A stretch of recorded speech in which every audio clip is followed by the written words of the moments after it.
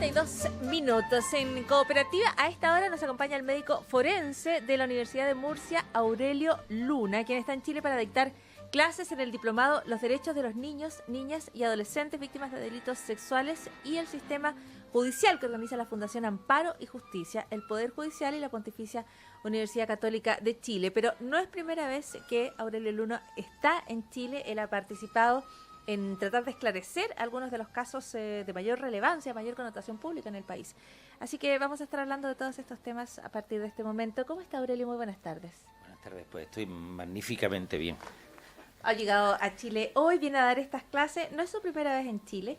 Usted, Aurelio, participó en una de las diligencias quizás de mayor connotación en el último tiempo, que fue el análisis de los restos de Pablo Neruda, ¿no? Sí.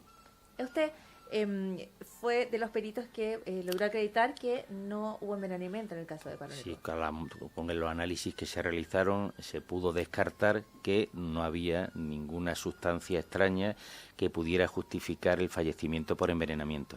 Aurelio Luna, en el caso de Neruda habían muchísimas dudas respecto al tiempo pasado desde la muerte del poeta, del premio Nobel, y de qué manera podían existir todavía trazas de envenenamiento si es que esto había ocurrido.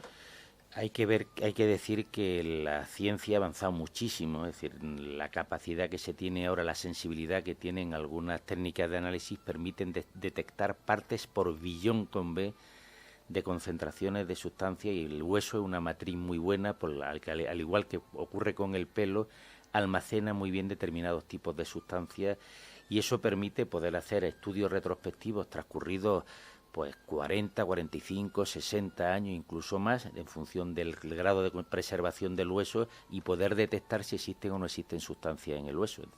Usted tiene que haber estado bien al tanto de la polémica que surgió en ese momento respecto a el sentido de exhumar a un poeta, porque los procesos de exhumación además son dolorosos, reabren heridas, y la real necesidad de hacer una diligencia. Desde su experticia, ¿cómo valora esos comentarios? Bueno, aquí hay que tener en cuenta una cosa, es decir, es la típica situación donde si no se hace la exhumación parece que se está encubriendo o que existe algún interés en no esclarecer un hecho. Yo creo que cuando se suscitan dudas con relación al fallecimiento de una persona de la relevancia de Pablo Neruda o de cualquier otra persona, es decir, lo peor que puede plantear un estamento, en este caso el estamento judicial, es no intentar aclararlo. Es decir, una vez que existe una duda y existe la presunción de que puede responderse a esa pregunta, porque claro, cuando se formula una pregunta que no tiene respuesta, no tiene sentido intentar responderla, pero cuando hay herramientas técnicas, yo creo que se hizo bien, por lo menos para intentar esclarecer.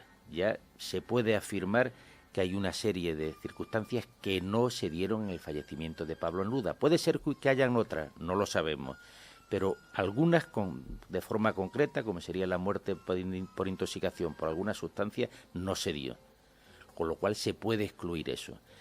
O sea, usted descarta el envenenamiento a partir de su propio trabajo, pero eso no descarta intervención de terceros a través de otra. Pero eso queda siempre abierto. El problema en estos casos es que se pueden responder algunas preguntas, a otras no hay forma humana de responderlas. Es decir, esto es el que trabaja con una herramienta, las herramientas permiten hacer determinado tipo de maniobra, hay otras que no se pueden hacer. Entonces, hoy, con las herramientas científicas que se tienen, se pueden responder a una serie de preguntas, pero hay otras que van a permanecer siempre en la sombra de la duda, y que no tenemos, no sé si dentro de 30, 40, 50 años hay algún sistema que permite bucear en unos restos y descubrir. Me temo que habrá muchas cosas que quedarán siempre en la oscuridad. Es decir, si a una persona le tapan la boca y lo asfixian sin dejarle lesiones más que lesiones en partes blandas, cuando aparezcan los huesos transcurridos pues 30, 40 años, no vamos a poder decir de esos huesos, no podremos decir ni que no lo asfixiaron ni que lo asfixiaron. Es decir, será una pregunta que permanecerá con las herramientas técnicas que se tienen ahora, permanecerá en la duda. No hay forma de responder, la otra sí. O sea, hay cosas que nunca vamos a poder saber o que no vamos a poder saber en... Con las herramientas que hay ahora, no se puede. Son preguntas que no tienen respuesta. Usted también participó en otro caso que fue que todavía no se aclara en Chile, y que es la muerte de Rodrigo Amfros, quien era un niño cuando resulta asesinado, un crimen que marcó a toda una generación y marcó mucho a la sociedad chilena. ¿Usted qué conclusión llegó en ese trabajo?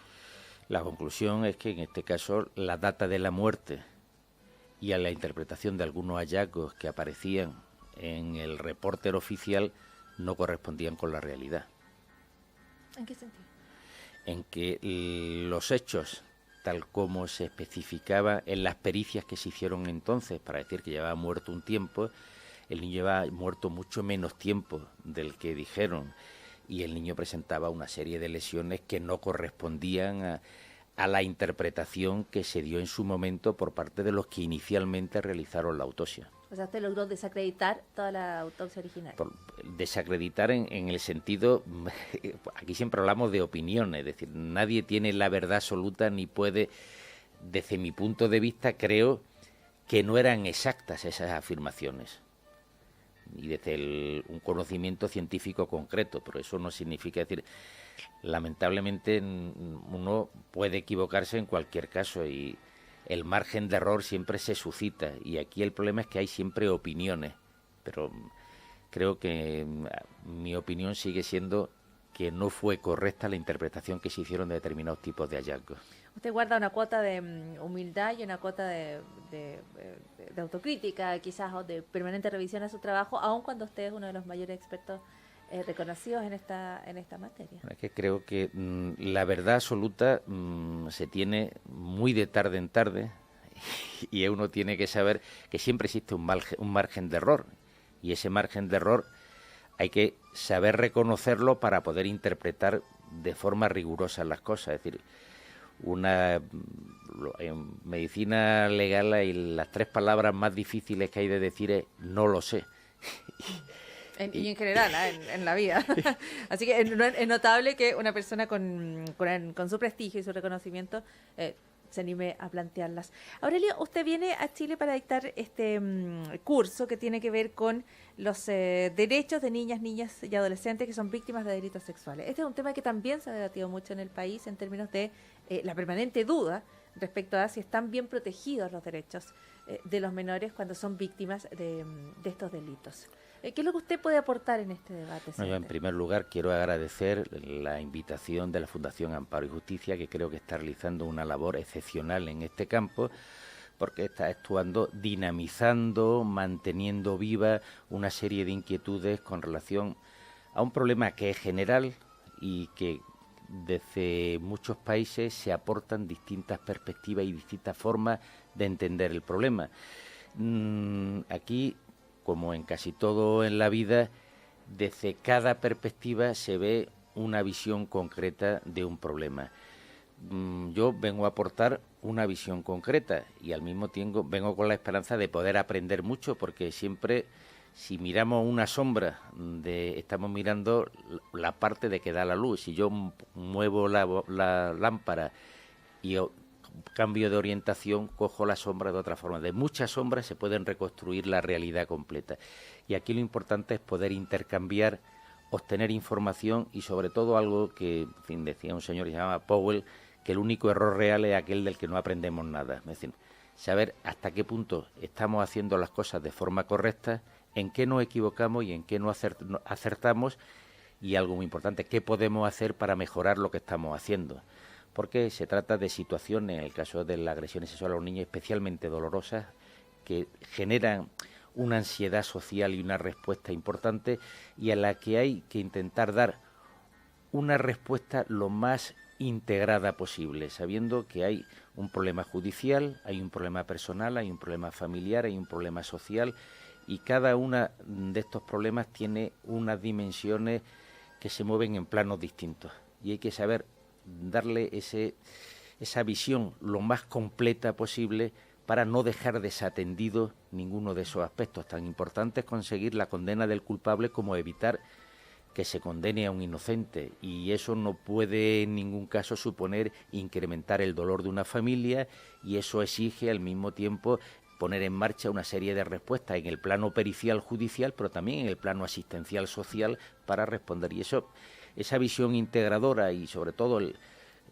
traer una perspectiva distinta de cómo hacemos en otros sitios las cosas, que no significa que sean ni mejor ni peor, sino solo distintas, puede ayudar a comprender y a buscar soluciones que sean aplicables a la realidad chilena de aquí y ahora. O sea, viene a enseñar y viene a aprender y viene a tratar de aportar en torno a un tema donde usted decía, hay que equilibrar muchísimos puntos, y yo creo que en Chile nos falta todavía largo camino en ese proceso. Aurelio, usted plantea colaborar con Chile, trabajar en nuevos análisis forenses, en nuevos casos en el futuro cercano.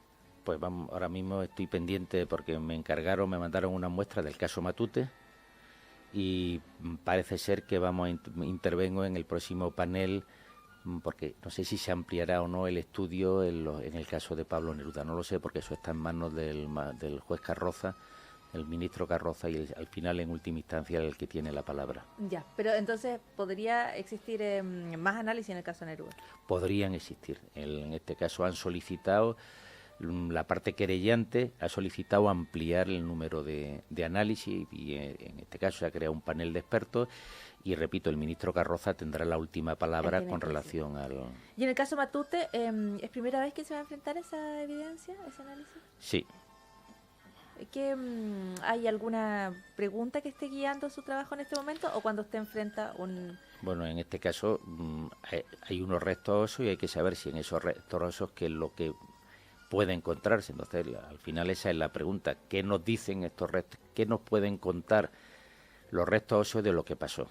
A veces pueden contar mucho y a veces no pueden contar nada. Eso depende del caso. Hasta que no se termina, no se sabe nunca qué es lo que te pueden decir. Pero usted parte sin una tesis investigativa. Usted se enfrenta a los restos y espera ver qué es lo que le pueden contar. Claro, yo le pregunto a los restos a través de una serie de análisis, le formulo una serie de preguntas, y en función de lo que me responden los restos, pues yo puedo narrar una historia. Es decir, en medicina forense los indicios cuentan una historia. Cada indicio, la forma de preguntarle, por ejemplo, a un cadáver es realizarle una serie de análisis, una serie de pruebas, una serie de exploraciones, y ese cadáver te cuenta, te va narrando una sucesión de hechos, y el tiempo que lleva fallecido aproximadamente, cómo murió, el tiempo que tardó en morirse, una serie, y de esos que vas obteniendo, vas preguntando y te vas respondiendo. Hay veces que la respuesta es el silencio, y hay otras veces que la respuesta es muy elocuente, y entonces uno puede obtener esa información. Y Aurelio Luna, una última pregunta. Usted le pregunta precisamente a los restos de personas que en algunos casos han sido víctimas de crímenes violentos, sí, que han muerto sin paz. ¿No es un trabajo un poco triste el suyo? ¿Cómo lo describiría? Bueno, vamos a ver, los trabajos tristes están en función, primero, de cómo se hacen, por qué se hacen y para qué se hacen. Es decir, si uno piensa que hay una duda, hay un margen de incertidumbre, y ese trabajo ayuda a resolver esa incertidumbre, el conocimiento genera paz generalmente. La verdad, dice el Evangelio, que nos hace libres, y la verdad genera un cierto grado de paz. Si yo sé lo que ha pasado, a lo mejor no estoy de acuerdo con lo que ha pasado, pero ayudo a cerrar ese problema. En ese sentido, el responder a determinados tipos de preguntas resulta liberador para el que recibe la respuesta.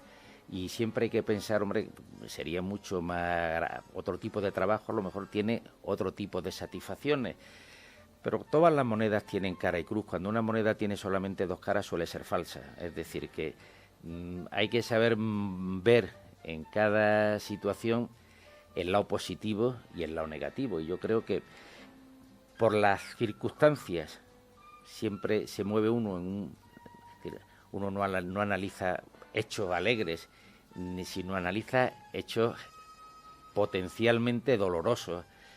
Y al final, pues a esa persona a la que ya no le puede devolver su ser querido, le puede devolver, sin embargo, la tranquilidad de una pregunta que la mantenía en situación de incertidumbre. Entonces, yo creo que eso conviene valorarlo, porque a esa persona a la que no le puede devolver más que una respuesta a una pregunta y le ayuda en algo, es la única ayuda que se le puede dar. No hay otra. Bueno, algo se puede hacer por el otro. Muchísimas gracias, Aurelio Luna. Nada, gracias a ti. Hoy estuvo en Cooperativa el médico forense de la Universidad de Murcia, invitado a este diplomado que organiza la Fundación Amparo y Justicia, y hoy ha estado en lo que queda del día.